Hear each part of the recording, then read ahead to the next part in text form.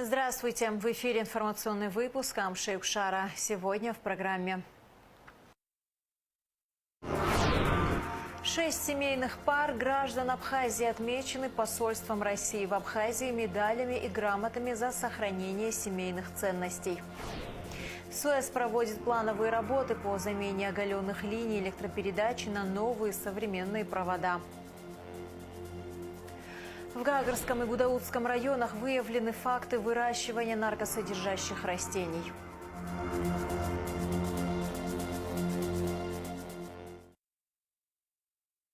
Шесть семейных пар граждан республики отмечены посольством России в Абхазии медалями и грамотами за сохранение семейных ценностей. Церемония награждения прошла в посольстве в честь Дня семьи, любви и верности. Праздник учрежден указом президента России в целях сохранения традиционных семейных ценностей и духовно-нравственного воспитания детей и молодежи. Смотрите репортаж Алики Трапш. В посольстве России в Абхазии прошло традиционное награждение семей, проживших любви и верности более 25 лет. Для семейных пар это не просто цифры, а целая история о взаимопонимании, терпении, мудрости и, конечно, продолжении и сохранении семейного очага. Они счастливые родители, бабушки и дедушки. В этом году были отмечены 6 пар, которые преодолевали все тяготы жизни рука об руку не один десяток лет. Это семьи Зухба, Антиповы, Кортава, Варилиджан, Ашуба и Вольтер. Им были вручены медали за любовь и верность. Крепкая и дружная семья является надежной основой здорового общества, залогом его процветания и поступательного развития любого государства. В семейном кругу формируется духовность, познается мир. Из поколения в поколение передаются традиции, забота о близких, верности Родины, уважение к памяти предков. Позвольте поздравить всех присутствующих с Днем семьи, любви и верности. Пожелать вам крепкого здоровья, мира и благополучия. Супруги Антиповы Александр и Наталья живут вместе 49 лет. Он профессиональный военный, полковник в отставке. Она по специальности учитель начальных классов. В 2003 году после выхода Александра Даниловича в запас супруги оказались в Абхазии. Он был приглашен на военную службу в Минобороны Абхазии, где более 11 лет работал на разных должностях. У супругов Антиповых есть дочь. Главное в долгих счастливых семейных отношениях – это любовь, взаимопонимание и умение уступать, говорят они. Надо ценить, любить друг друга, взаимопонимание и обязательно друг другу уступать. Обязательно. Я бы добавил, надо всегда чувствовать и скучать друг по другу. Это очень большое качество. Любить, скучать. Любимые женщины однажды встречаются, и мы их поэтому терять не должны. 32 года вместе живут супруги Ефим Вольтер и Лада Чебукова. Он доцент кафедры экологии АГУ, имеет звание заслуженный работник Высшей школы Абхазии. Лада Владимировна – врач высшей категории, работает в Сухумской городской клинической больнице, награждена орденом Ахтзапша 3-й степени. Супруги Ефим Вольтер и Лада Чебукова – образец скромной, трудолюбивой и интернациональной семьи. Они родители 2 сыновей. Жена должна быть личность, а муж ей подстать. Мы жили в Сухуми буквально через дорогу в соседних домах, и как-то никогда не знали друг друга. Но вот после войны такое тяжелое время, и как-то, можно сказать, нас война познакомила, и закончилось это все семейным союзом. Самое главное в семье, чтобы всегда стоять рядом друг с другом и понимать друг друга.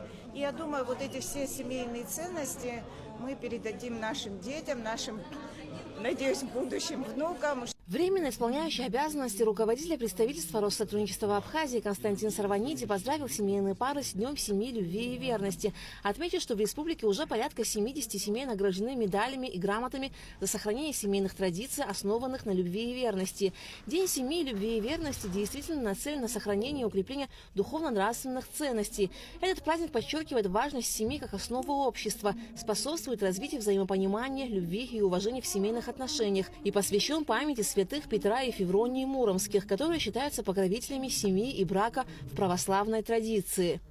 Верность и семья вырастает здоровой, благочестие, чистота, обладающая высоконравственными принципами нашего жития. И мы все прекрасно знаем, что необходимо для того, чтобы была благополучная семья. Это верность друг другу, носить тяготы друг друга. И вот тогда обязательно будут наши дети в благочестии и чистоте вырастут. На вопрос о том, в чем же секрет долгой и счастливой семейной жизни, все пары отвечают как один. Любите и цените друг друга. И не забывайте слушать и слышать друг друга. И, конечно же, уступать. Алька Трапшира, Мукамки, Абхазское телевидение. Несчастный случай произошел днем 8 июля в Сухуме. 52-летний Григорий Стацюра вместе с супругой плавал на катамаране и упал в воду в 200 метрах от берега в районе набережной Диаскуров, сообщает пресс-служба МЧС. Спасатели прибыли на место в максимально сжатые сроки. Пострадавшего извлекли из воды, применили реанимационные мероприятия и доставили в больницу. Однако спасти пострадавшего не удалось. О происшествии сообщено в правоохранительные органы, ведется следствие. Житель города Электросталь Московской области Кирилл Гудков пострадал, путешествуя по перевалу Дзо в Гагарском районе, сообщает пресс-служба МЧС. Сотрудники спасательного ведомства на вертолете ВВС Абхазии вылетели на место происшествия в 5 часов утра. Пострадавшего доставили в Сухумский аэропорт, а затем передали медикам. По предварительной информации, у Гудкова перелом ноги. В Гагарском и Гудаутском районах выявлены факты выращивания наркосодержащих растений, возбуждены уголовные дела. Подробности в оперативной съемке МВД. Сотрудники уголовного розыска территориальных подразделений органов внутренних дел продолжают оперативные мероприятия по выявлению фактов выращивания наркосодержащих растений.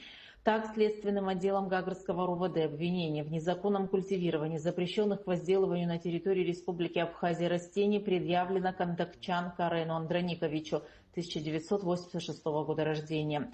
Последний на территории хозяйственной части домовладения по месту жительства в селе Амзара высадил в цветочных горшках наркосодержащие растения конопли вида южно-краснодарской, которые были обнаружены и изъяты сотрудниками отдела милиции поселка Цандрипш УВД по Гагарскому району. По аналогичному преступлению уличен житель села Хопста Гудаутского района Кетчев Алан Рафикович, 2003 года рождения, который запрещенные растения культивировал на своем приусадебном участке. Корни конопли изъяли сотрудники уголовного розыска УВД по Гудаутскому району. Согласно проведенному исследованию, изъятые растения на стадии своего вегетативного роста содержат наркотически активные компоненты и пригодны в качестве сырья для изготовления наркотического средства каннабис, то есть марихуана. Расследование уголовного дела, возбужденного в отношении гражданина Кетчева по части 1 статьи 228 Уголовного кодекса Республики, проводит группа дознания Гудаутского РОВД.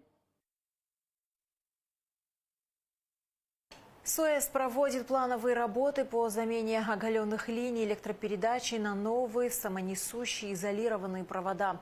Сейчас работы идут на улице Агумава, в связи с чем предусмотрены кратковременные ограничения в подаче электроэнергии.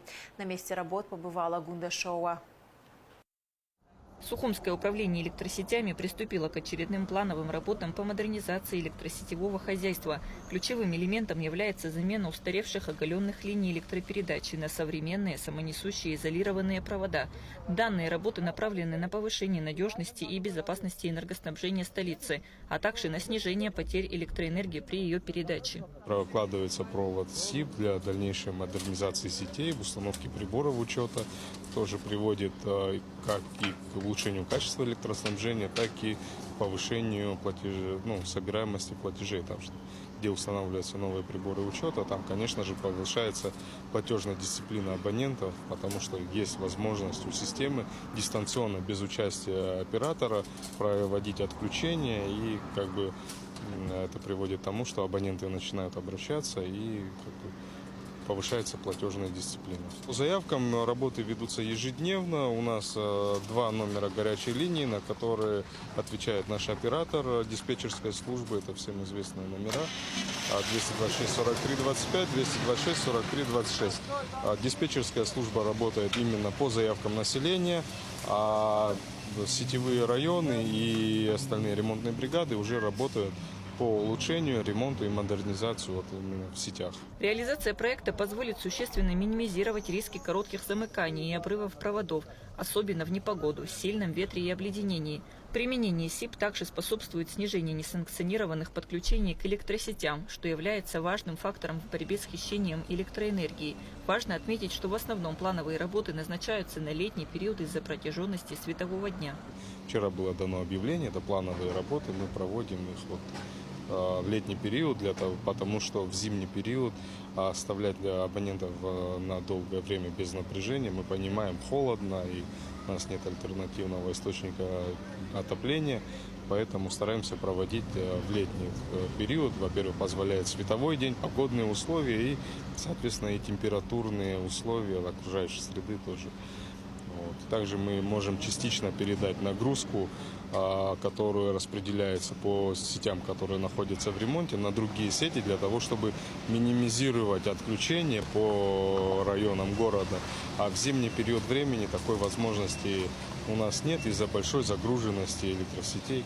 В рамках текущего этапа специалисты СУЭС проводят замену линий электропередачи в густонаселенных местах. Это район Центрального рынка и Национальной библиотеки, уделяя особое внимание участкам с повышенной аварийностью. Планируется, что внедрение новых технологий и материалов позволит значительно улучшить качество энергоснабжения для жителей Сухума и создаст более устойчивую и современную энергетическую инфраструктуру. Кунда-шоу, Алексей Гухава, Абхазское телевидение. Более 50 домов будут обеспечены бесперебойным водоснабжением по Войнахской улице. В 2020-2023 годах здесь по инвестпрограмме был заменен центральный водовод. После окончания ремонтных работ на проезжей части улицы будет уложен асфальт. Тут по инвестпрограмме 2023 был заменен центральный водовод. На данном этапе мы производим монтаж 540 метров пластиковой трубы. Это непосредственно подключение жителей к данному центральному водоводу. Трубы разного диаметра, 63, 25, 32. Поэтапно мы приведем всю улицу в надлежащий порядок. Жители данной улицы, данного микрорайона постоянно, многократно обращались в администрацию города и к руководству страны с решением данной проблемы, с разрешением. На данном этапе производство наших работ обеспечит более 50 домовладений питьевой водой. В Новом Афоне продолжается ремонт фасада здания вокзала. Основная задача – максимально сохранить исторический облик вокзаловой станции. Ремонт выполняется поэтапно. Сначала приводит в порядок фасады и прилегающие территории. Затем приступает к внутренним работам. Все работы финансируются исключительно за счет бюджета Абхазской железной дороги. По завершению ремонта фасада планируется застеклить здание и благоустроить прилегающую территорию.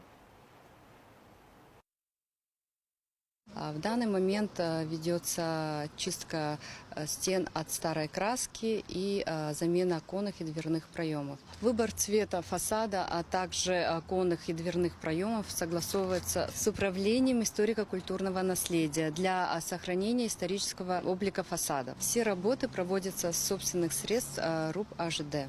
Срок окончания работ планируется до конца текущего года.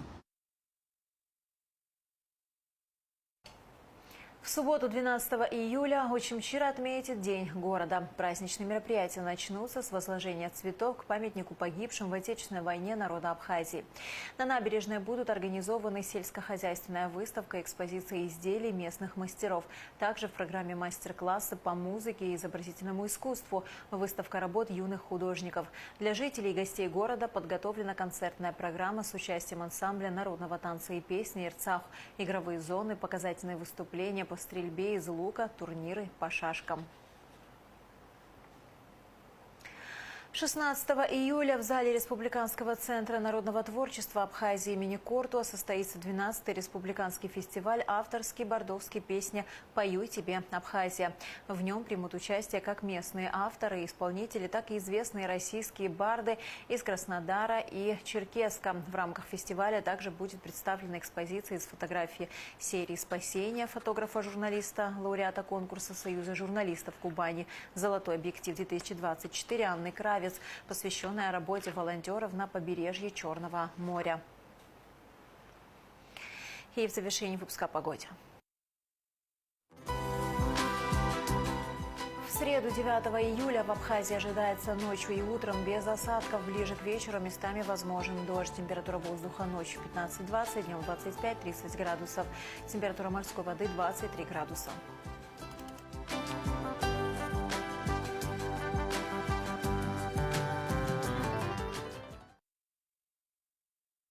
На этом наш выпуск завершен. До скорых встреч в эфире.